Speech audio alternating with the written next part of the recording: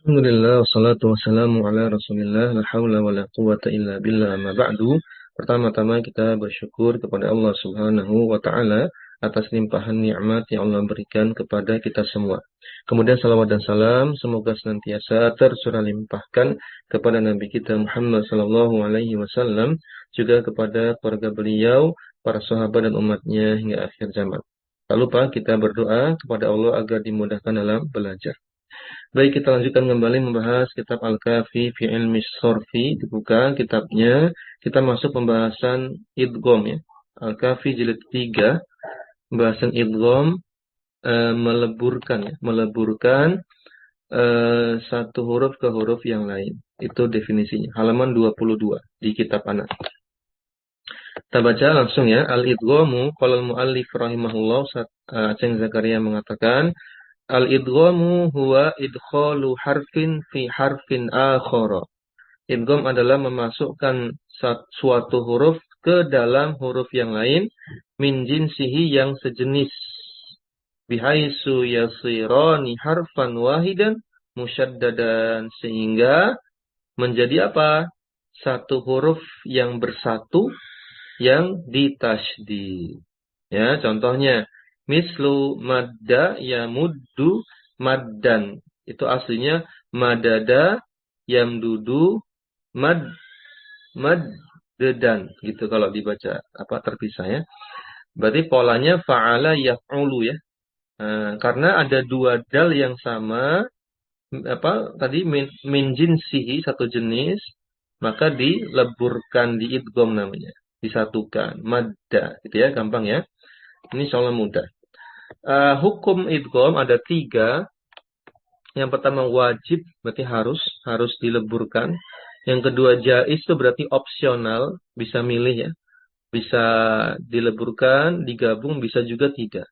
Mumtani berarti terlarang, nggak boleh digabung. Ya, kita mulai dari yang wujubul idgham. Yang pertama yajibul idghamu fil harfain al-mutajanisain. Idgham itu wajib ketika dua huruf yang sejenis bertemu. Sub poin 1 apa? Idza kana al-harful awal minhu masakinan adghamtahu fis tsani. Ketika huruf pertama, dua huruf yang sama ya. Huruf pertamanya itu sukun, kemudian diidghamkan ke huruf yang kedua. Huruf keduanya berharokat. Contoh roddun aslinya tuh rodedun. Ya, syaddun aslinya syaddun. Maka dileburkan karena huruf pertamanya sukun, dal pertama sukun, dal kedua tidak sukun. Itu dimasukkan, dileburkan. Ini wajib. Ya, yang seperti ini kasusnya wajib dileburkan. Nggak boleh kita memaksa, misalnya kita tulisnya rodedun gitu, nggak boleh. Harus roddun di tasdidnya.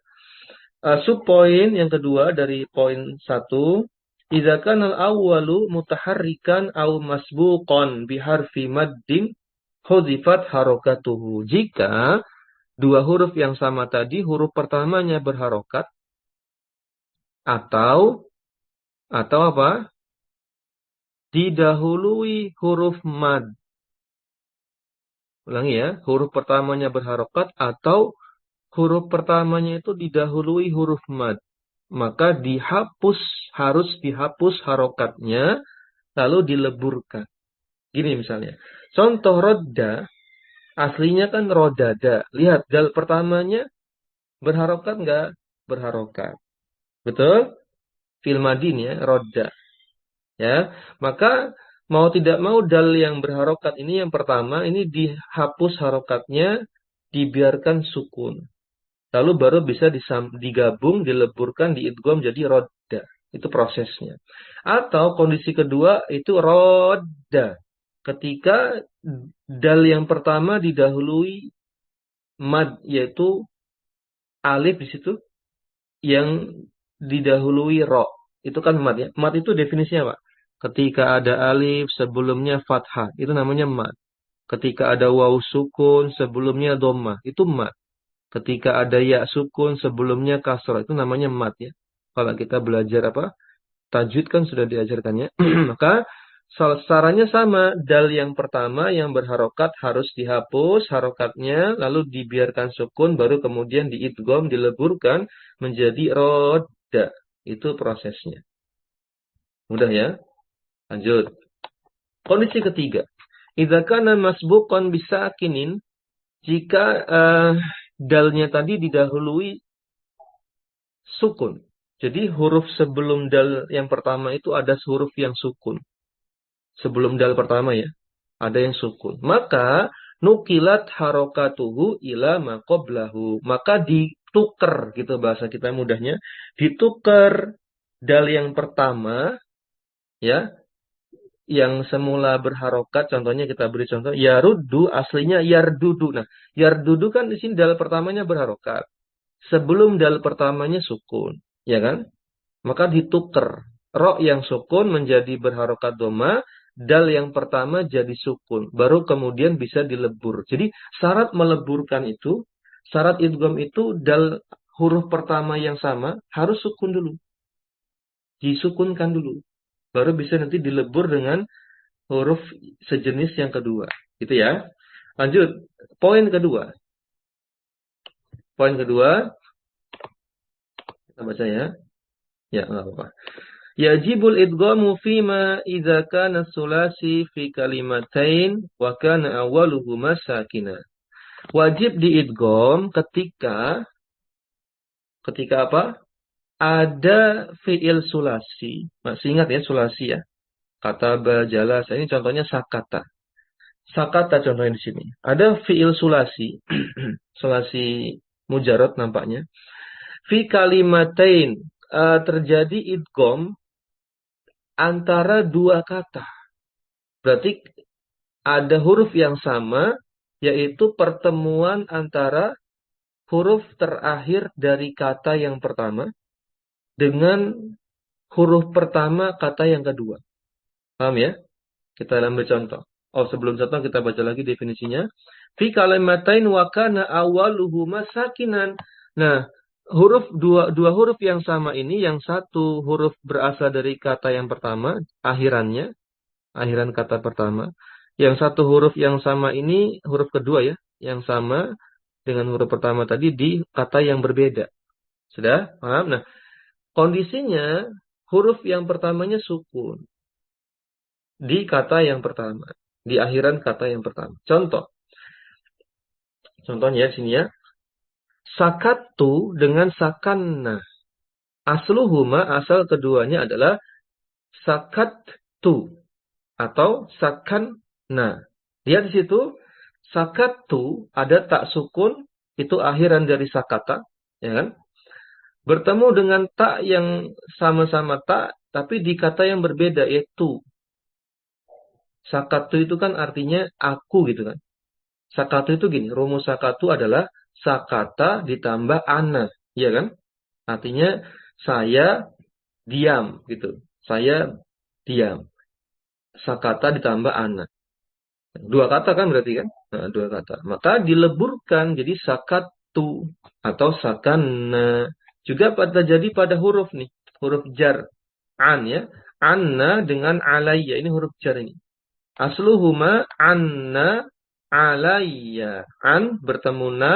Ala bertemu ya mutakallim. Artinya kalau anna dari kami. Alayya atasku. Gitu ya. Memang dileburkan.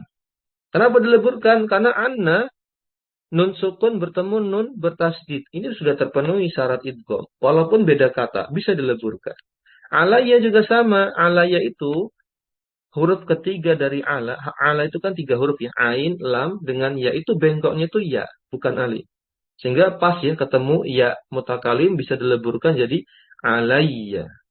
Itu. Mudah insyaallah. Ini wajib ya. Ini wajib dileburkan. Yang boleh, jawazul idgham yang boleh. Kita baca, yajuzul idghamu fi ma ya'ti, boleh idgham opsional jika atau terdapat pada kasus-kasus berikut ini. Yang pertama, fil mudhari'il mufradil majzum, terjadi pada fil mudhari' yang mufrad sekaligus majzum. Berarti ada alat penjazm. Apa alat penjazmnya? Pakai lam di sini. Contohnya apa? Awalnya yaruddu, rodda yaruddu. Sudah? Kemudian ditambahkan lam jadi lam yarudda. Opsi kedua, boleh dipecah. Dalnya diurai. Jadi lam yardud. Itu. Yang pertama, pilihan pertama yarudda. Kenapa yarudda? Kenapa nggak yaruddi atau yarud gitu? Ya karena tadi efek ya. Efek dari penjazam terhadap huruf yang bertasdid. Nggak mungkin huruf bertasdid itu disukun. Nggak bisa ya. Lam yarud gitu ditahan itu nggak bisa. Lam yarud gitu nggak bisa kan? Maka dimunculkanlah harokat fathah karena nampaknya harokat fathah itulah yang paling ringan. Jadi dipilih harokat fathah. Di harokat yang paling ringan diucapkan itu fathah. Baru kemudian kasroh, baru kemudian domah ya. Yang paling berat ya itu domah. Nah ini pilihannya bisa yarudda, bisa yardud. Tapi nampaknya yang lebih sering dipakai mana? Yarudda ya. Lebih sering dipakai. Kondisi kedua, fil amril mufrad pada fil amr ketika mufradnya. Berarti domir anta ya. Kalau fil amr mufrad kan domir anta atau anti. Ya kan? Mislu contohnya rudda itu dari kata urdud. Wah, ini jauh sekali ya perubahannya. Berarti harus membuang hamzahnya itu. Ya kan? Hamzahnya dibuang. Lalu dal pertama urdud ya, perhatikan urdud. Hamzahnya dibuang, sudah. Lalu dal pertama itu kan domah. Itu ditukar dulu itu. Ditukar sama sukunnya ro. Jadi ro-nya domah nanti dal yang pertama sukun. Sudah? Maka ada dua dal yang sukun. Kan nggak mungkin kita baca tasdid tapi sukun dua-duanya. Maka mau tidak mau dibaca ke arah fathah karena lebih ringan. Jadi rudda gitu. Itu prosesnya. Ini namanya bahasan i'lal ya. Idgham. Salah satunya bentuknya idgham, melebur. Dan lanjut. Ada beberapa kondisi turunannya. Kita baca di bawahnya. Idza kana ainuhu wa lamuhu ya'ani wa harakatus saniyah minhuma lazima. Gini, ada suatu kata kerja yang ain fiilnya dengan lam fiilnya, bayangkan ya. Fa'ala, fa fiil, ain fiil, lam fiil. Sudah? Ain fiil dan lam fiilnya itu kedua-duanya huruf ya, huruf cacat, huruf ya. Sudah? Wa harakatus saniyah minhuma lazimatun. Harokat dengan catatan apa? Harokat dari huruf kedua yang sama, huruf kedua yang dari dua huruf yang sama, itu lazimah, kondisinya tetap. Tidak bisa berubah-ubah. Ya, harokatus saniyah minhuma lazimah. Harokat yang kedua mana? Hay. Contohnya sini. Hayya itu kalau diurai hayyiyah. Nah, hayyiyah ya yang kedua yang dibaca fathah itu tetap nggak bisa berubah-ubah. Sehingga kemudian ya yang pertama mengalah. Ya dia yang harus lebur ngikut ke ya yang kedua sehingga dibaca hayya. Mungkin tahap pertamanya ya yang pertama itu harus disukun dulu ya. Harus disukun dulu baru bisa dileburkan jadi hayya. Artinya apa itu ya? Hayya, hidup ya. Nah, baik, kondisi berikutnya. Ini sudah selesai ya, sini. Kondisi berikutnya, idza kanat harakatus saniyah aridon bisa babil i'rab fayamtani'ul idghamu mislu lan yuhyiya. Masih pakai kata hayya, kemudian fi'il mudhari'nya itu yuhyi. Awalnya tuh yuhyi aja gitu ya, yuhyi aja. Sudah? Idza kana apa definisinya? Idza kanat harakatus saniyah aridon. Harokat yang kedua dari dua huruf yang sama. Itu aridon. Mencegah terjadinya peleburan. Idgham. Kenapa bisa babil i'rab? Karena itu efek dari i'rab mansub di sini. Gara-gara ada lan, maka yuhyiya, wajib ya-nya itu tetap bertahan tanpa ditasydid, nggak bisa. Apalagi di sini ada tiga ya, tapi terpisah ya. Yang pertama terpisah di awal.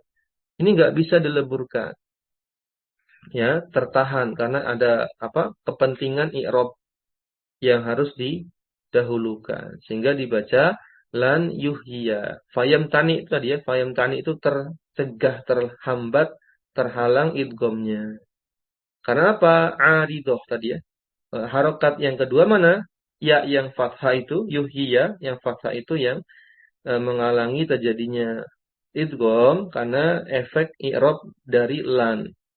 Lan alat penasab membuat yuhyi semula yuhyi menjadi yuhyiya. Sama seperti yahdi ya. Kalau kondisi lain tapi yang tidak, yang bukan kasus idgham, yahdi kan kalau kenalan jadi apa? Kemasukan lan yahdiya. Sama ya. Dan seterusnya. Yarmi lan yarmiya. Kita lihat ada materi apa lagi sini. Ada poin ketiga. An yakuna fi awalil madi ta'ani. Nah, sekarang kasus fi'il madi. Ada fi'il madi mengandung dua tak di awalannya. Karena mengikuti pola apa? Pola apa ini? Hah? Tafa'ala. Emang ada tafa'ala? Ada ya, benar ya. Tafa'ala. Pola tafa'ala, betul? Pola tafa'ala, pola sulasi mazid ya. Nah, karena ada dua huruf ta, contohnya pada pola tafa'ala, contohnya tataba'a, ya, maka fayajuzul idghamu ma'a ziyadati hamzati waslin fi awalihi. Maka boleh diidgham dengan syarat apa? Diidghamnya ma'a ziyadati hamzati waslin fi awalihi daf'an lil ibtida'i bisakin. An yakuna fi awalil madi ta'ani, ketika fil madi di huruf awalnya ada dua ta, fa yajuzul idgham ma'a ziyadati hamzati waslin, maka boleh diidgham bersamaan atau bersamaan dengan ditambahkannya apa? Hamzah wasol di awalnya. Daf'an, untuk mencegah lil ibtida'i bisakin, diawali dengan sukun. Untuk tercegahnya sukun di awal, maka ditambahkan hamzah wasal. Contoh menjadi apa di sini? Atabi'u. Atabi'u. Ya, di sini coba diperhatikan apakah ini satu bab yang sama pembahasannya atau berbeda. Ya, kalau kita mengikuti cara ini berarti yang semula tataba'a sudah, kemudian tataba'a, kemudian karena ada double ta, ya. Tadi gimana caranya? Dileburkan dulu taknya, sudah dibayangkan. Nah, kalau tak dilebur di awal kan nggak bisa dibaca, ya kan? Sehingga daf'an lil ibtida'i bisakin. Dicegah awalan itu sukun. Kalau di awal sudah tasydid, itu sukun awalannya berarti kan. Nah, karena syarat melebur menjadi tasydid, syarat idgham apa? Huruf pertamanya disukun dulu. Tataba'a itu mau nggak mau taknya itu tak pertama disukun dulu itu. Sudah, jadinya tasydid kan? Belum bisa dibaca kan? Maka didatangkanlah hamzah wasol yang dibaca fathah, yaitu at-taba'a gitu. Harusnya gitu. At-taba'a. Kalau masih berupa fi'il madhi ya. At-taba'a. Itu yang tataba'a. Yang tataba'a ya sudah sama, berarti at-taba'a. Itu gambarannya jika yang dimaksud demikian. Walaupun ini ana rasa jarang ya. Ana belum menemukan kasus yang apa, yang real di teks-teks kitab ya ataupun Al-Qur'an yang seperti ini. Allah. Tapi ini teorinya ada. Gitu ya. Kalau tidak kita baca ini apa dibaca pekan depan saja ya. Sisanya ini kita baca di pertemuan berikutnya. Yang mumtani ya belum ya. Yang kondisi-kondisi terlarang di idgham. Ini lumayan banyak, ada berapa poin ini? Ada 5 poin. Nanti ditutup dengan qawaid, kaidah-kaidah. Dan ini kasus idgham ya. Ini kasus idgham. Nah, em, faedah tambahan sebagai penutup, kondisi tak yang bersebelahan tadi, jika ada dua tak bergandengan, pada kasus yang lain tuh bukan di tasdid ya, tapi dihapus salah satunya. Ya, seperti di surat apa? Seperti di surat Al-Qadr. Coba dibaca Al-Qadr. Allah Ta'ala berfirman apa? Inna anzalnahu fi lailatul qadr. Wa ma adraka ma lailatul qadr. Lailatul qadri khairum min alfi syahr. Terus apa? Tanazzalul malaikatu warruh ila akhir ayat sampai akhir ayat. Perhatikan kata tanazzalu. Tanazzalu itu asalnya tatanazzalu. Dua tak di awalnya. Tahu dari mana? Dari wazannya. Wazan tafa'ala ya tafa'alu. Ya kan? Karena kalau tanazzalu saja itu nggak ada wazannya. Betul nggak? Tanazzalu aja. Ada nggak wazannya? Catatannya ada nggak? Tanazzalu. Tafa'alu gitu. Nggak ada. Yang ada apa? Ya tafa'alu. Kemudian ya-nya diganti tak. Tak mudora'ah. Jadi tatafa'al. Tatanazzalu. Dua tak bersandingan. Tak yang pertama dihapus. Ini pada kasus selain idgham ya. Kalau idgham malah dilebur di sini. Makanya anak ini jarang, nampaknya jarang terjadi. Justru yang sering itu taknya yang dibuang salah satunya. Ya, sehingga lebih ringan dibaca menjadi tanazzalu. Pada fi'il mudhari sih kasusnya di surat Al-Qadr. Tanazzalu itu hasil dari membuang huruf tak yang salah satu tak dari dua tak. Baik, mungkin demikian. Jika tidak ada pertanyaan, kita cukupkan dengan doa kafaratul majlis. Subhanakallahumma bihamdik. Asyhadu an la ilaha illa anta. Astaghfiruka wa atubu ilaik. Assalamualaikum warahmatullahi wabarakatuh. Jazakumullah khair.